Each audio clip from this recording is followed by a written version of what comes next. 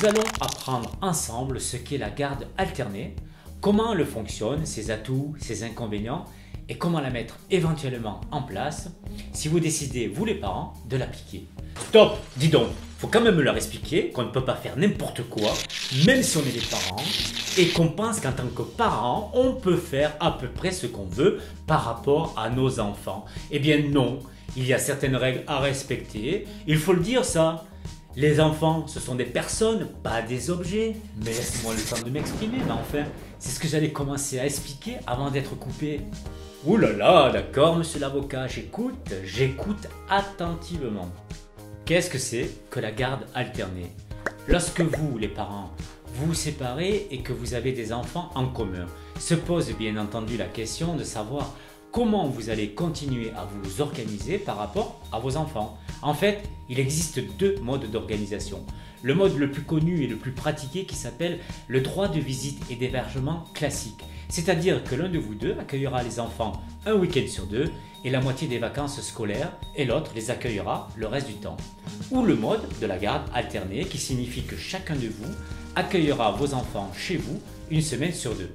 Par exemple, si on divise un mois en 4 semaines, le père pourrait accueillir les enfants les semaines 1 et 3 et la mère pourrait accueillir les enfants les semaines 2 et 4. C'est ça la garde alternée, c'est une égalité quasi parfaite du temps d'accueil des enfants chez les deux parents séparés, une quasi-égalité de droit.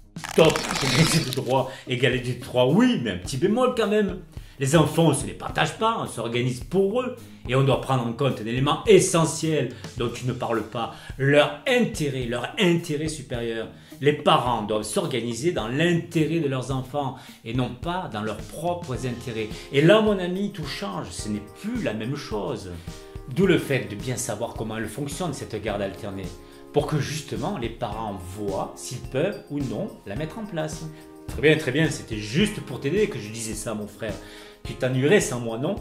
Et en plus, en face, il s'endormirait déjà complètement assommé par tes explications. Comment fonctionne la garde alternée? Vous devez décider du moment où commence la semaine d'accueil chez le parent qui va, comme on dit, prendre la garde. Je vous donne quelques exemples qui pourraient vous être très utiles.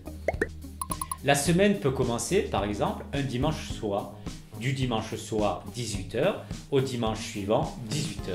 Le parent qui va accueillir les enfants toute la semaine chez lui vient chercher les enfants le dimanche à 18h chez le parent qui termine sa garde. Deuxième exemple, et cela arrive très fréquemment, la garde commence le lundi sortie des classes, ainsi le parent qui assure l'accueil des enfants ira le lundi à la sortie des classes chercher les enfants qui viennent passer la semaine avec lui, et idem pour l'autre parent la semaine d'après. En ce qui concerne les vacances, cela peut être très simple. Les petites vacances sont fractionnées par moitié. Chaque parent a la moitié des vacances. Pour les grandes vacances, les parents peuvent décider de fractionner par mois, un mois chacun ou par quinzaine, ou garder l'alternance hebdomadaire. En fait, l'organisation est souple dans la mesure où les parents s'entendent. Et oui, car vous l'aurez bien compris, la mise en place d'une garde alternée nécessite une vraie entente. 1. Pour décider de mettre en place celle-ci, et 2. Pour l'organiser. Car il va falloir trouver une réponse à un certain nombre de questions. Quelles sont les affaires qui transitent d'un domicile à l'autre et celles qui ne transitent pas? Est-ce qu'on organise un temps d'appel avec l'autre parent ou est-ce que les enfants font ce qu'ils veulent, appellent l'autre parent quand ils en ont envie? Autant de questions importantes dans l'organisation de la garde alternée, mais surtout pour que cela se passe au mieux. Pour qui? Pour les enfants, bien entendu. Le but en réalité n'est pas de faire plaisir aux parents, de vous faire plaisir, mais de s'organiser au mieux pour les enfants, pour leur équilibre, pour leur épanouissement. Stop! Et si on rajoutait que les tribunaux ont mis en place certaines règles qui justement protègent les enfants? Par exemple, pour mettre en place une garde alternée, il ne faut pas habiter trop loin l'un de l'autre. Il ne faudrait pas que les enfants aient trop de kilomètres à faire pour aller à l'école ou pour aller voir l'autre parent. Deuxième exemple, il faut pouvoir accueillir convenablement ses enfants si l'un des deux parents n'habite pas très loin de l'autre, mais a un petit appartement avec une seule chambre et qu'il y a 3 enfants. On fait comment? On l'envisage comment la garde alternée? Ah oui. Et dernière petite remarque, mais c'est vachement bien tous ces enfants qui le matin arrivent au collège ou au lycée avec leur maison sous le bras, parce que le soir ils vont chez maman ou chez papa. Mais c'est pratique de décider que la garde commence lundi soir après l'école. Ah oui, oui, je sais, j'embête tout le monde avec mes réflexions. Mais pas de chance, je suis là. Quels sont les avantages de la garde alternée? Vous l'avez déjà compris, l'avantage est que vous les parents, vous voyez très régulièrement vos enfants et vos enfants vous voient tout aussi régulièrement. De votre côté, vous les enfants, vous pouvez apprécier que vos parents exercent leurs droits de la même manière. L'un n'a pas davantage de droits que l'autre vis-à-vis de vous. Deuxième avantage, cette alternance régulière et finalement très proche dans le temps permettrait aux enfants de vivre moins violemment l'impact de la séparation sur les enfants. Finalement, d'une semaine à l'autre, les enfants retrouvent leurs parents. Le lien entretenu aussi entre vous tous, votre petite famille, serait plus régulier, plus constant et donc plus fort. Pour le coup, la question de l'exercice de la coparentalité prendrait pleinement sens. C'est-à-dire que vous êtes, vous les parents, relativement fréquemment en communication pour discuter, pour vous ajuster pour le bien-être de vos enfants. C'est en tout cas ce que l'on peut dire sur la garde alternée lorsqu'elle est réussie. Oh stop! Oui, c'est vrai, mais ça peut marcher à deux conditions. 1. Les parents s'entendent bien, sont en capacité de communiquer, de dialoguer entre eux pour les enfants. 2. S'ils sont l'un et l'autre à l'écoute de leurs enfants, ça peut marcher. Me pose quand même une question qui est loin d'être idiote. Est-ce que nous avons, nous les parents, toujours la capacité de tout entendre de nos enfants, de les comprendre et de nous adapter? À réfléchir. C'est justement la question des inconvénients de la garde alternée. La garde alternée se pratique maintenant depuis plusieurs décennies et on peut en mesurer justement ses inconvénients. Il semblerait que beaucoup d'enfants dans le cadre de ce mode de garde ne se construiraient pas. Le fait d'avoir à changer toutes les semaines de maison, de rythme de vie et d'éducation ne leur permettrait pas de se poser, de pouvoir envisager leur avenir dans le temps et dans la pérennité.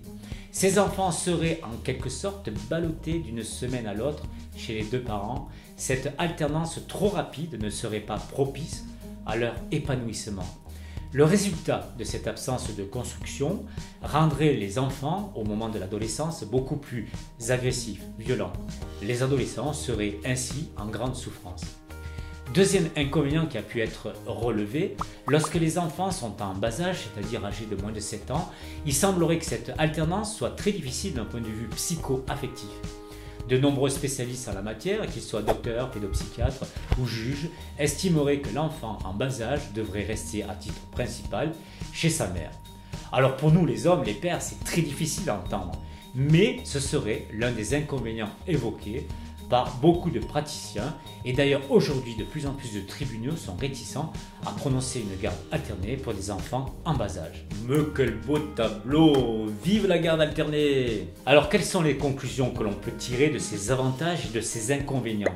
Cela vous permet d'approfondir l'opportunité ou pas du choix de la garde alternée, choix que vous prenez en toute connaissance de cause et qui vous paraît surtout le plus conforme au bien-être de vos enfants. Top! Et là, je parle directement aux enfants. Les enfants, si vous êtes en capacité de comprendre, de pouvoir vous exprimer, il faut discuter, vous aussi, avec vos parents.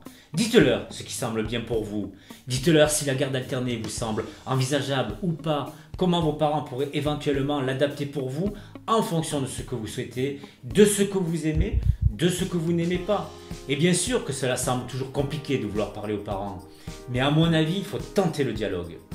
Et si la discussion n'est pas possible, il y a des médiateurs pour ça, des éducateurs, des psychologues aussi, ce qu'on appelle des relais. Et en toute dernière solution, il y a le juge. Et oui, le juge peut tout entendre, vous recevoir, essayer de trouver une solution quand rien d'autre n'a pu aboutir. Ça te dérange si je parle aux enfants? Non, non, pas du tout, bien au contraire, j'aime bien. Oui, c'est bien de parler aux enfants. Bon, dernière question à laquelle je vais justement répondre, comment mettre en place une garde alternée? Au moment de votre séparation, vous les parents, vous avez plusieurs solutions pour mettre en place cette garde alternée. Vous discutez entre vous et vous décidez de la façon dont vous vous organisez. Dans ce cas, votre accord sera votre mode de fonctionnement. Dans cette discussion, bien entendu que vous pouvez inclure vos enfants dans le cadre éducatif que vous avez fixé. Deuxième solution, vous pouvez aussi faire appel à un avocat qui rédigera avec vous une convention parentale qui sera complète, vous donnera un éclairage pertinent sur votre situation et vous permettra de gérer votre coparentalité de manière optimale. Cette convention pourra faire l'objet d'une homologation par le tribunal, votre avocat vous expliquera. Et les enfants pourront être entendus par un juge s'ils le souhaitent. Dernière solution, l'un de vous deux saisit le tribunal pour que soit mise en place une garde alternée. Cela signifie que l'un de vous deux n'est pas d'accord pour ce type de garde et que vous demandez au tribunal de trancher cette question. Attention, c'est une procédure judiciaire. Je vous conseille vivement de vous faire accompagner dans cette démarche par un avocat pour bien maîtriser la saisine et la gestion de la procédure judiciaire qui est relativement technique. Top, attention, avant de saisir le tribunal, il faut tenter une médiation. Aujourd'hui, la médiation, c'est une étape obligatoire. Avant de saisir le tribunal, il faut tenter de se retrouver autour d'un tiers impartial et compétent pour tenter de trouver une solution aux problèmes rencontrés.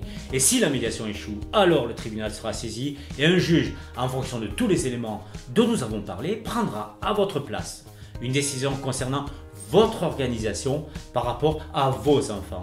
Et le tribunal, c'est la dernière extrémité, l'ultime recours quand il n'y a pas d'autre solution. Voilà, j'aurais pas pu le dire. Ah si, être parent, c'est le métier le plus difficile, mais également le plus passionnant qui soit. Donnons-nous les moyens de l'exercer le mieux possible. Allez, on a le droit, on a le droit à une garde alternée.